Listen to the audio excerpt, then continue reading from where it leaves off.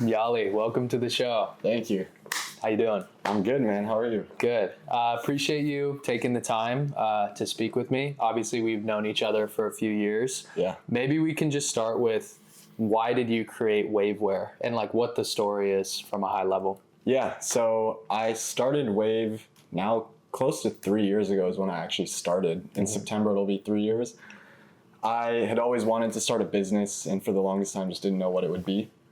And so then I just kind of figured the idea would come to me at some point, started working in tech, and obviously that's how I met you. Yeah. And I was just like not very happy, not very fulfilled doing that. And so just kept going down that path, eventually came across health as a concept and got more into all the different rabbit holes around health. Eventually learned that all the clothes that I was wearing were made out of plastic. Yeah. And I was already trying to get rid of plastic in all different parts of my life leading up to that point. So it didn't make sense for me to wear it every time I was working out. And I started looking for options. None of them were like super good in terms of the fit, the functionality, or the style. Yeah. And then I'm like, okay, there's my idea. So just started making shorts from there. Yeah. So we met 4-5 years ago at this point, basically our first job after graduating college. At that time, did you have an entrepreneurial bug, or do you think that's something that started to slowly build through your experience in the corporate world? I would say I had a feeling that I wanted to be an entrepreneur. Like I grew up in the Bay Area, in the Silicon Valley, so surrounded by a lot of entrepreneurs growing up. And my dad was an entrepreneur. And so I've always kind of wanted to do something. But like I said, I didn't have any idea where to start or what I wanted to do. And so it wasn't really like on my radar at that point. Okay, cool. Okay. So a lot of the brands that I've worked with to date, sometimes I meet them when they've already gone from one 3PL to another. In your case, as you can see from the products we have behind us, Yali started fulfilling by himself in-house. Can you walk me through like what that was like on day one? Like when you got your first order through Shopify and it was time to fulfill it, like how did you print the label? How did you make sure that it got handed off to the customer? Were you tracking it like meticulously for the first few? Like walk me through that experience. Yeah, honestly, shipping was one of the things that overwhelmed me the most when I was starting. I remember I'd watch YouTube videos because for some reason I couldn't wrap my head around like how shipping would work. But yeah, I did it all through Shopify. So I would get an order and basically I did it really poorly because my process is I would write notes for every order. And now I have it a little more streamlined where I like print all the labels and then write the notes and then package it. But initially I was doing every order one at a time. And so doing like each step sequentially and then doing the next order. So I'd go on Shopify, print out the label, find all the units that I need to package it up, add the note, and then just keep going from there. And I think I was kind of confused on how to like make it more efficient. So for probably the first month or two, I was doing it that way and just took me so long to pack every order. But since then, I started using Pirate Ship, which helped me just like print out all the labels a lot faster. I think I probably saved a bit of money doing that too. Nothing crazy. And then, that's kind of how I do it still to this day. So good context, right? Because, at Iron Margin, we work with brands with various sizes, some that use a 3PL, some that self-fulfill. And so what I tell brands at a certain scale, like before you can, let's say you wanted to continue self-fulfilling, you got your own warehouse space. Eventually you'd look to get like direct contracts with FedEx, USPS, be a priority customer, look at alternatives like DHL and so many out there. But for you early on, using an app like a ShipStation and a Pirate Ship is like, they give you pretty good rates off the bat and it's easy and it's sustainable. But then talk me through, like you've gotten to an inflection point where your orders are increasing.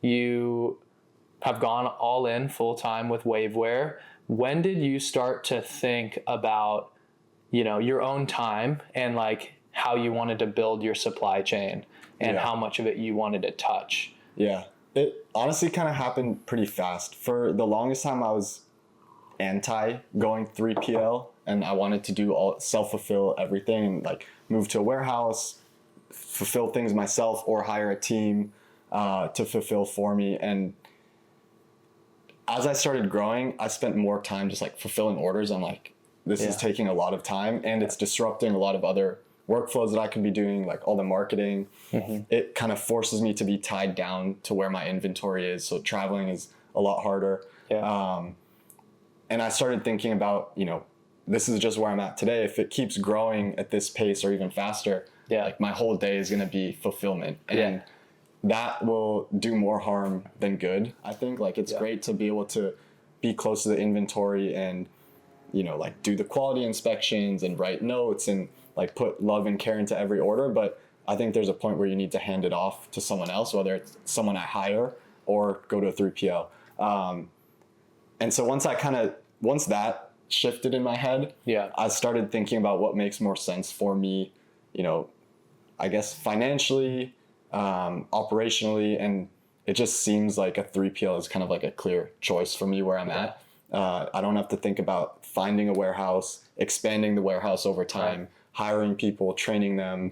There's probably a lot of churn that goes into that. And so like finding a good 3PL partner just made more sense to me. Someone that I could grow with and like help me with all these things that I didn't know. Because earlier you said also like you can print labels on Shopify or Pirate Ship or ShipStation, and you see you're saving like 88% on these rates, and I'm like, oh, that's great. I didn't really know that you could get better rates until recently. So they make it seem like you're getting a really good deal. And so working with you has been really helpful just to understand that, and then seeing how these 3PLs operate and like how many orders they're shipping out, and then all the cost savings that you can get from there is like, that never really crossed my mind either, that I could actually like save money or break even and get all my time back. So that was a big for me. It's funny that you mentioned like the conception around shipping rates, because even me, before I got into supply chain, and even in like my first year in my supply chain roles, I never thought like you could negotiate with FedEx and USPS. So the first time a company came to me and approached me when I was an employee at a brand and said, we can savings guarantee you this much money, I'm like, this is like a hidden art. Like I didn't even know that was a thing. And then once you get more experience in the space, you realize like it's highly variable. And those 90% off discounts is like just the tip of the iceberg. And it's not just volume that can make you get better rates, but it's like the strategic priorities of all these shipping carriers and 3PLs.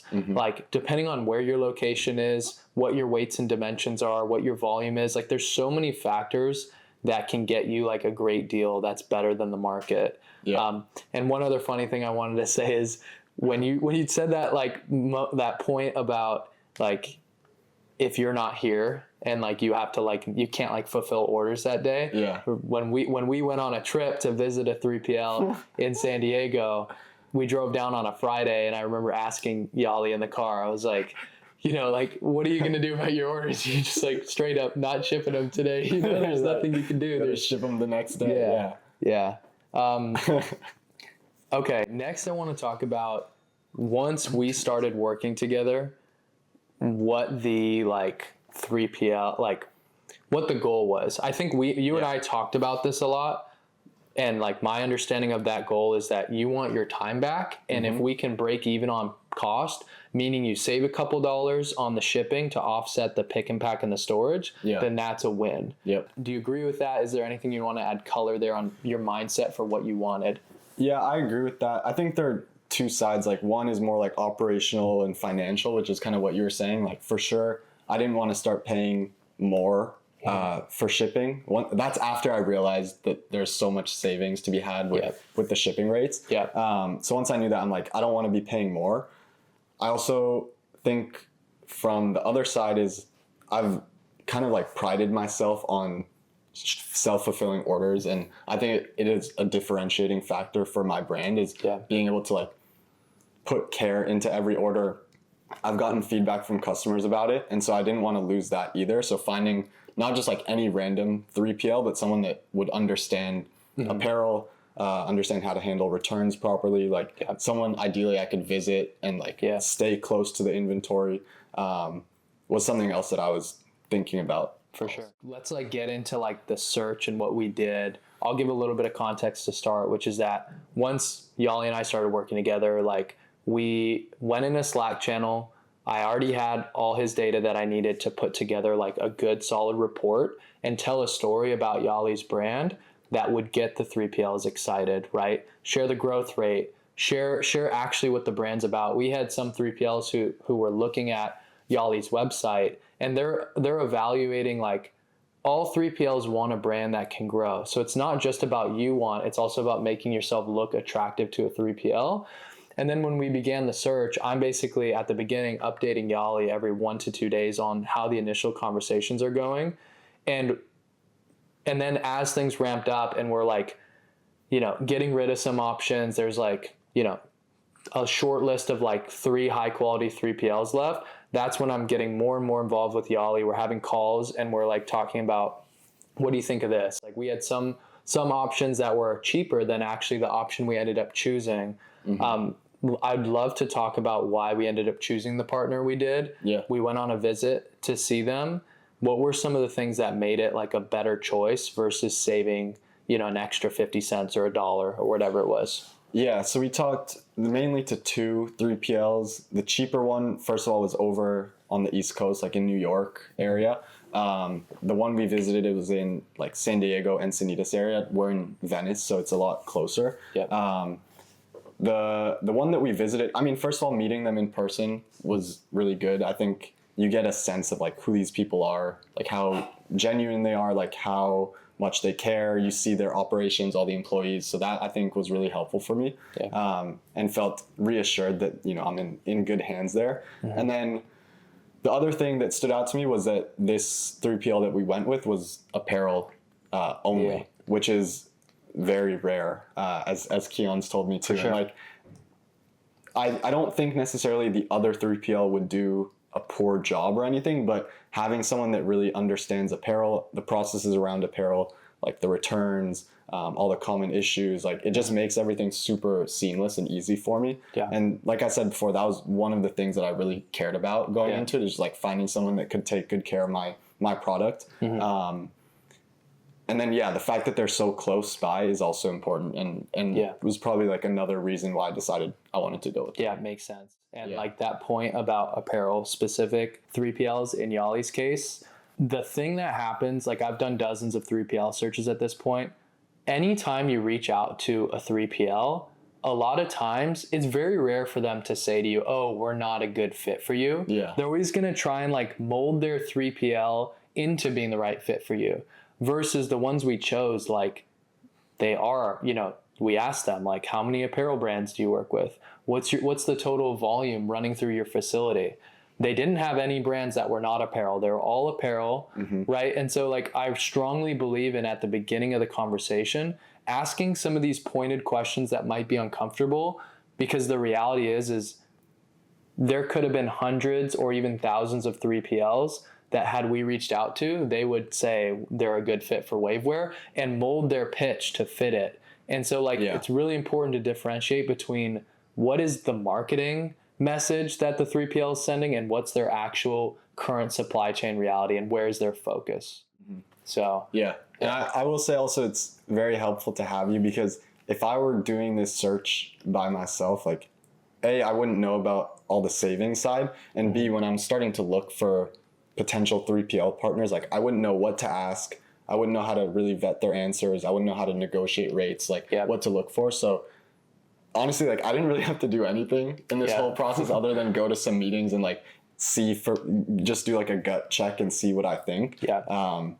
So I think that's like been super valuable. For sure. I appreciate that. And then another thing that I'll say on that is if you're going to look for outside help for someone to help you make this decision, ask them what their business model is. Like if the person who's advising you is getting kickbacks from a certain shipping carrier or from a 3PL, they might not have their incentives fully aligned, versus with Waveware, our incentives are fully aligned. Like I don't get any advantage for recommending X 3PL versus Y 3PL. And like, if I was, I'd probably still make the right decision for you. but there's still the reality of that incentive. And like, as humans, we kind of need to be honest with ourselves, like where the financial incentive is, and not to even introduce that bias is something I take serious. Yeah. Totally. Okay. So we talked about before your brand, we talked about during, I want to talk about after. So I guess first, let's talk about, you have your inventory here right now. What's your plan now that we've selected a 3PL over the next 2 to 3 months? Yeah. So now I've kind of started the onboarding process with 3PL. And so they know the whole situation of that I'm self-fulfilling. And I essentially asked them if we can just have the next purchase order, instead of coming to me, just go straight to them. And once they receive it, that's when we kind of start our official partnership and start date together. And they were cool with that. So the plan is, depending how many of these I can sell through, either I'll sell through everything and then it'll be like a really clean start. And then we'll just start fulfilling from the time they receive the purchase order and process it. Or if I still have like a substantial amount of shorts here, I'll just go visit them, bring the inventory, and then consolidate everything at their warehouse and go from there. So that's kind of the plan right now. But in the meantime, it's just getting set up with all their systems, like on ShipStation, getting on their Slack, making sure I'm set up with like the international shipping carriers they have and all that stuff. So they use ShipHero, by the way. I know ShipHero. they're all sound the same. So that's why I need you here. There's a big difference between ShipStation and ShipHero. ShipHero, All right, how about the next 6 months, and then maybe we'll do one as well for the next 5 years. This can be more broad, not necessarily about supply chain, but the brand, the growth, challenges you're trying to overcome. Next 6 months is, I'm just focusing on growth as much as I can. So for the first year or so, the brand, I was launching a lot of different products and just kind of like seeing what resonated with the market. Eventually found that, the shorts here called the Quad Short behind me is like the hero product that just makes the most sense and sells the best. And so now it's just focusing on that, growing it as much as I can. So a lot of my time is just spent on like marketing. The biggest constraint is definitely just like having enough inventory on hand. So anything related to inventory management, cash flow, I think a lot of other e-com brands probably relate to this.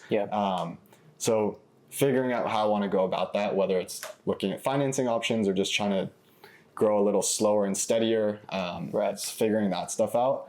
And then 5 years from now, I would love to, so far away.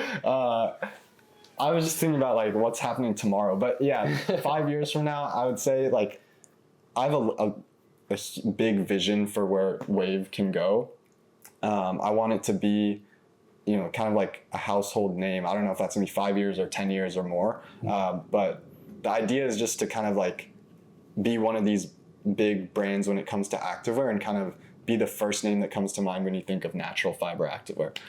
So I think the way to get there is focusing and finding like scaling this Quad Short for men, having a line for women as well as like the core pieces. And just growing that as much as I can. And then I also just love doing like one-off drops and introducing new products. So I want to keep doing maybe like seasonal drops where it's like limited time things where I do it, once a quarter. But mainly the focus will be just growing as much as I can, whether it's the next 6 months or the next 5 years. Probably through like the hero products. I remember we talked, I gave you an example of an 8-figure brand that I've worked with who, when they were like 7 figures, they had like 12 different SKUs and they had like 2 or 3 like key winners. Like they were obviously the best sellers, and that's a decision only a founder can make, right? To be able to say, we're going to literally cut these 9 products and focus on these 2 to 3. But then you also don't want to go to the extreme where you find 2 to 3 winners and then you're never innovating.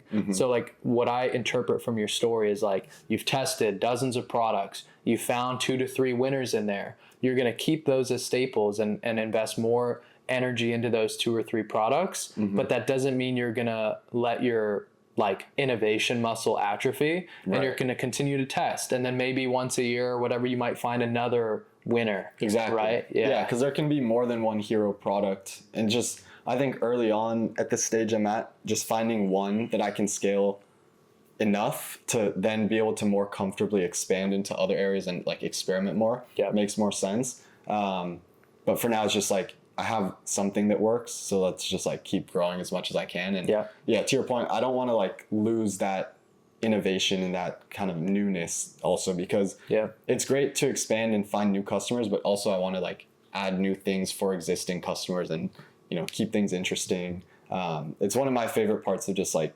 having an apparel brand is being able to drop new clothes. Yeah. Cool. All right. That's a wrap, man. Sweet. Appreciate your time. Thank you. Yeah. Let's go.